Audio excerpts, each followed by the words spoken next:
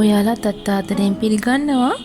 මම අද ඔයාලට හදනවා රසට ක්‍රිස්පියට හැපෙන වම්බොටු මලක්. මම මුලින්ම සෝදාගත් වම්බොටු වල පොත්ත ඉවත් කරගන්නවා.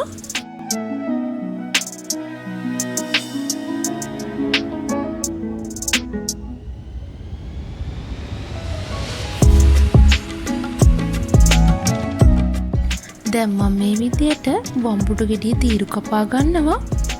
මේ තීරු ගොඩක් තුනී වෙන්න තමයි මම කපා ගන්නේ. එතකොට මේක ලේසියෙන්ම හොඳට බෙද ගන්න පුළුවන්.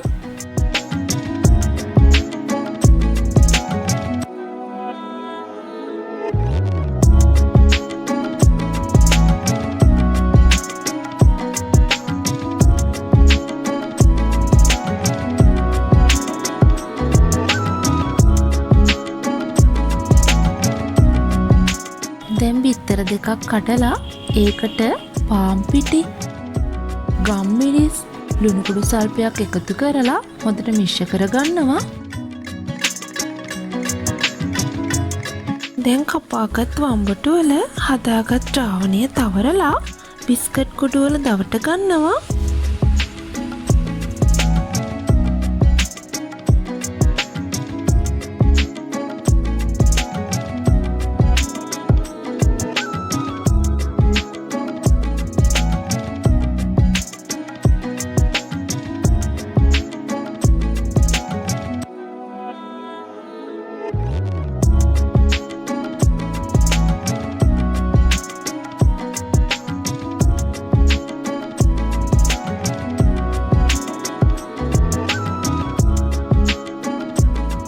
දැන් මම මේක තෙලෙන් බෙද ගන්නවා.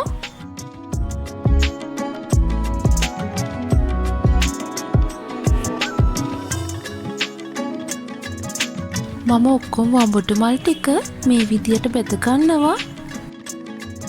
මේ වම්බොටු මල් වෙනම වගේම රසටත් තියෙනවා. ටී ටයිම් එකට තක්කාලි සෝස් එක තවරගෙන කන්න මේක සුපිරි කෑමක් තමයි.